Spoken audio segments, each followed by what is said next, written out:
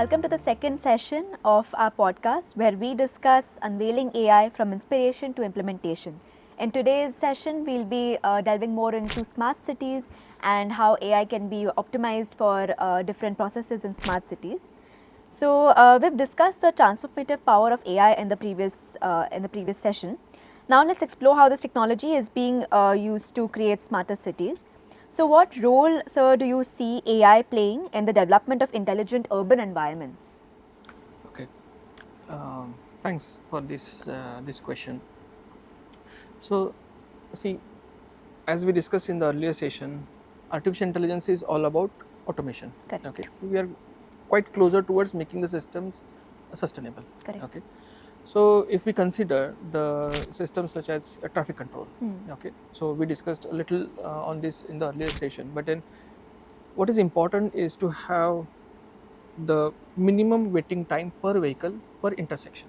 Okay, I mean traffic intersection. Of course. So in that sense, what we want is that every vehicle to be communicating with other vehicles. That is one thing. Second thing is that system should be able to understand how much is the maximum waiting time per vehicle in one of the intersections. Okay, so what we develop or what artificial intelligence is all about in case of traffic control as a part of a smart city is that the systems or the say the camera and the machine learning system behind it, it learns at every lane how much time per vehicle is waiting. Every lane. Okay, that is one thing. Then it is classified based on the time. Maybe it's a time in the morning time, say 8 to 10, which could be considered as a rush hour, then 10 to maybe 1, maybe little lazy hours, and so on. Correct. So likewise, the data is collected, it is classified, and based on that, we can the system can decide how much time for the red light, the amber light, and the green light per lane in every intersection. And based on that, we have to consider the intersections around us. So this becomes quite a complex system. Okay, so this way, one of the areas where AI can be more fruitful and which can solve the real problem for us. There is one thing. Right. Second, if we consider the water management system, now we know that, or it is kind of standard knowledge nowadays, is that whatever water is being pumped from the reservoir and reaching to the last man of the city, almost 40% water is being wasted because of the leakage. So now what the system we are looking for, or the AI scientists are looking for, is that the system in which there are several valves, okay, and these valves communicate with one another, that how much is the water flow at particular point. There are certain sensors at the valve, and they measure the vibrations, they measure the flow rate, they measure the temperature. Based on that, then how much would be that for the next valve, and so on. So this becomes the Internet of Things. Okay, and then they communicate with one another, and then they decide that, okay, at what point how much the water flow should have been, and now what is that. So basically we measure the quantity, and later on we take the action on that. So this is basically we can consider as a smart system for the water management. So smart city has different aspects. So in this one I just mentioned about 2. Definitely, sir. So now, because of urbanization and with an ever increasing urban population, there's also a proportionate increase in the amount of waste that's generated. So how can we utilize and optimize AI to manage waste in a more efficient manner and in a non-hazardous manner as well? Okay. Thanks. This is very important question. Right. Waste management is becoming a big problem for entire world, not only for India or say Maharashtra or Pune, whatever. It's a global problem now. Okay, so if we consider rack pickers, okay, or whatever the waste is collected and is taken to the central facility where it is segregated. Now the rack pickers there, or the people working there, they can segregate 30 to 40 objects per minute. Okay, so maybe the metal objects, the wooden objects, the decomposable, the plastic, the grades, and so on. Okay, however, now the image processing systems, or you can say using the computer vision, the camera understands what is metal, what is grade, is it a precious metal, is it a wood, Is it a decomposable material? Is it a plastic? What kind of plastic is it? Whether it's a paper, whatever. Okay, it segregates around 140 to 160 objects per minute. Okay, That's so quite a jump. yeah, so it is basically more efficient. Okay, more faster, more reliable, and importantly, it keeps away the human from the garbage. Correct. Okay, one thing. Second, if we consider a company or a corporate being involved in this, okay, I would like to take the name of Westbox, WASTEBOX. It's a company in Austria. It works in quite amazing way, the way Ola and Uber works, okay, like carpooling. Okay, so how it works? They have their dumpers. Those dumpers keep roaming around entire city. Okay, and now whenever the construction site is going on, you see a lot of rubble comes every day. Okay, so the supervisor is supposed to key in the app that how much is the metal, how much is the concrete waste in his site. Okay, and then based on the availability in the dumper comes to your site, it collects it and goes.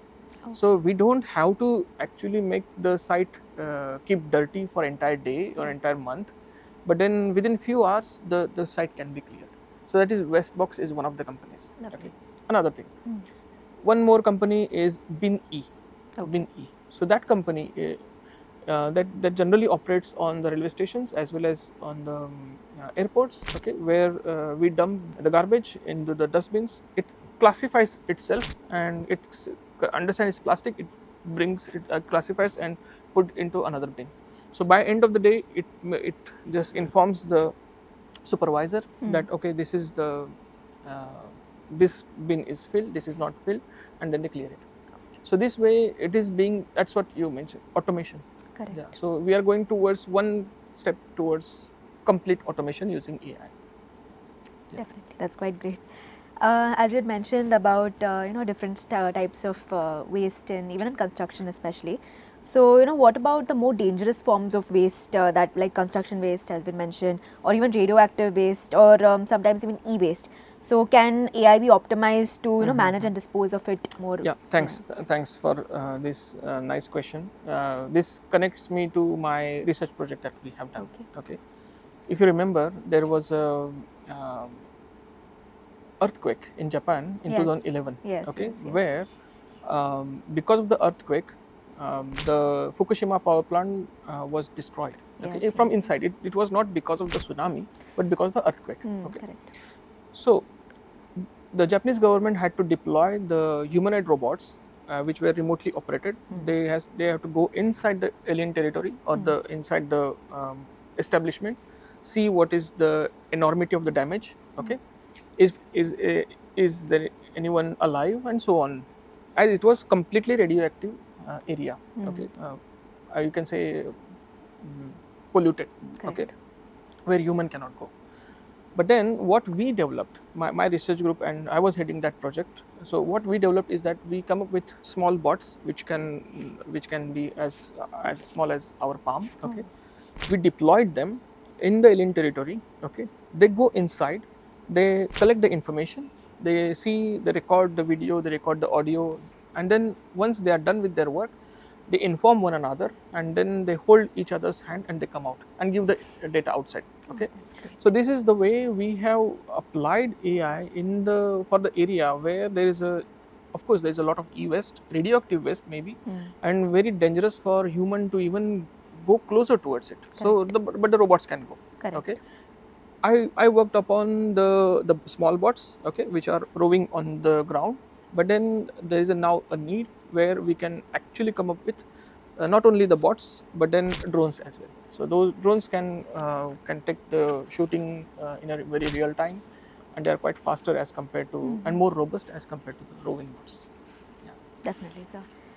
So now most of this unmanaged waste that humans create today, it ends up in landfills or worse, even water bodies.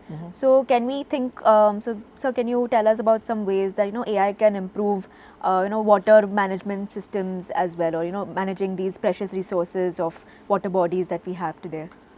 See, one thing is that we have to keep collecting the water, okay, samples, I mean water samples, and see how much is the waste, how much is the quality, or what is the quality today, Right. and maybe based maybe tomorrow and day after. So based on this, in better words, you can say, the data available for past few years Right. can be collected.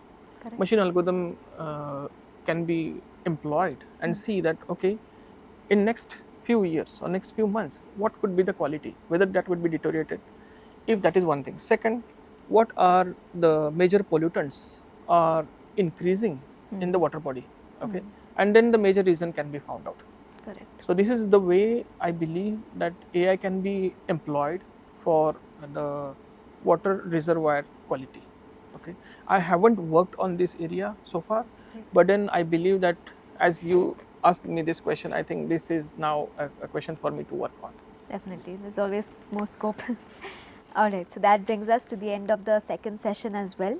We'll be talking more about smart cities in our upcoming session as well. So please stay tuned, and thank you so much, sir, for your time today. And see you in the next session for this podcast. Thank you.